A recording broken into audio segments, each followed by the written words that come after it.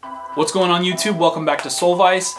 Today we're going to be doing something a little bit different than what I've been doing on the channel up to this point. So far I've only done reviews on sneakers, but I definitely want to get into more discussion and news. So that's what we're going to do today. Switch it up a little bit, give you some variety on the channel. So today we're going to be going over some much anticipated Yeezy news, as well as that WaveRunner shock drop that we saw a few days ago and kind of the situation I'm in with that. But if you haven't done so already, make sure to subscribe and crack that notification bell. That way you're notified when I post a new video, and definitely give a thumbs up as well. It really helps. All right, let's go ahead and get into the news. All right, so we finally got our first official look at the Adidas Yeezy Boost 350 V3. We already saw some pictures of Kanye wearing them around, but we weren't really sure if those were official. Kanye has been known to wear prototypes and samples, and then later on we get a sneaker that looks completely different, or we don't ever get the shoe in the first place. So, but this one, we finally got some tweets from Yeezy Mafia confirming that those are the official V3s. They posted some photos. We can see it's a completely new upper. The whole sole unit is switched out, so we'll get into that in a second.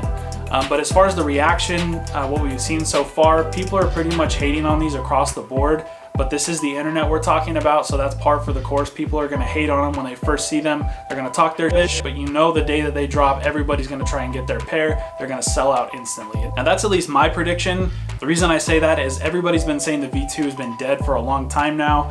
People have been complaining that we're getting the same shoe over and over and over with the same colorways.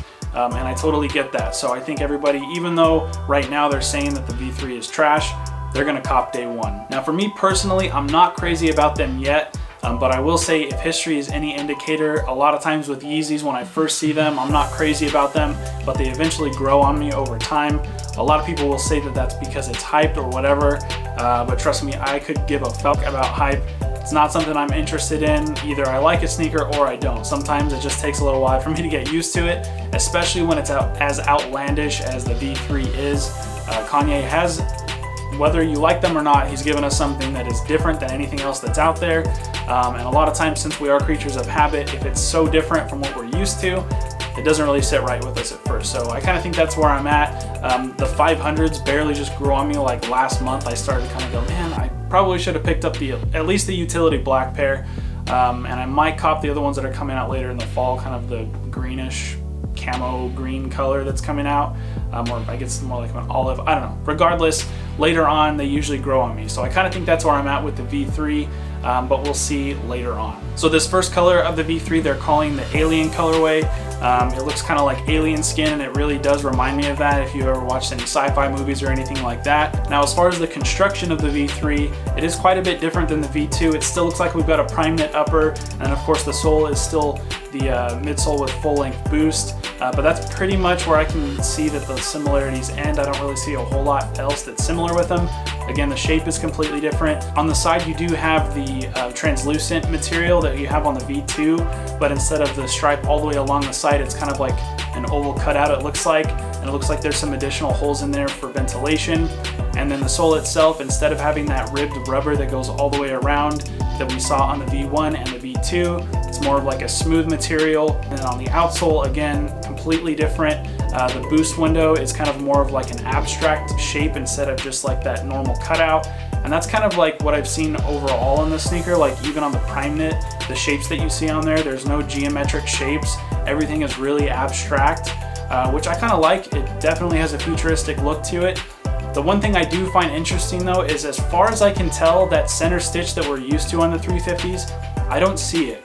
If you look at the on-feet photos that we saw when Kanye was wearing them around, the material itself, or at least the pattern that's on the prime knit, does come to kind of a seam in the middle, but I can't really tell if that's just the pattern kind of mirroring itself, or if that stitch is actually there. So I'm really interested to see if they deleted that. That's kind of like a staple or a signature of the 350. So again, I'm really interested to see if they have that. Now you already know I'm gonna try and cop my pair day one, for no other reason, just to give you guys a look at them, let you know how I feel about them. Of course, I'll give you that smooth, buttery, delicious on-feet footage that you're used to on the channel.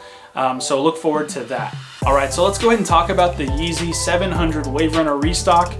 More specifically, the shock drop that happened a few days ago.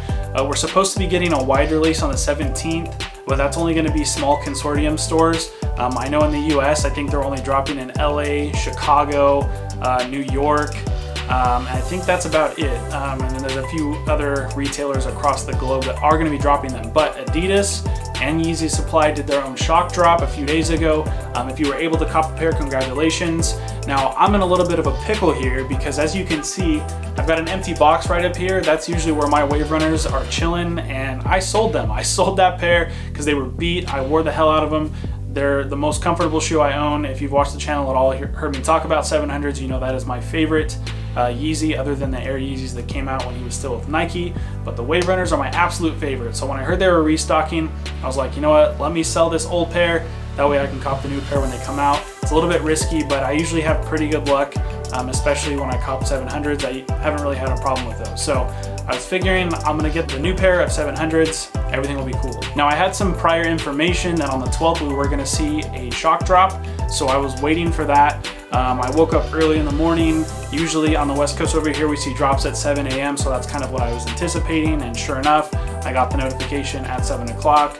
I rushed to the computer, had all my windows open, just, you know, multiple, I think I had like 20, 25 different windows open between my desktop, my laptop, and my smartphone, just so I could have multiple chances to get through on the waiting room. And for whatever reason, I didn't check YeezySupply.com. I really wish I did, because I saw a lot of people who got in early there. They checked out no problem. But for me, I was stuck waiting, I want to say like 45 minutes, but I finally got through, carded my size 12, checked out. Everything was good to go. I got my email. I saw my order was processed. Everything was good to go, or so I thought. It's been a few days now though, and they haven't shipped. So I called Adidas and they told me that my order was back ordered. I don't know what that really means. They told me that a size 12 is hard to find. I don't understand how the manufacturer of the shoe is telling me that my size is hard to find. It's not like my size was selling out or anything like that. I think at the time when I checked out, the only pairs that had sold out were like, you know, the size 17, maybe size 16, and then maybe like a couple of the smallest sizes, like 4, 4.5, something like that. But pretty much all of the regular sizes were still showing available. So I don't really understand what's going on with my order.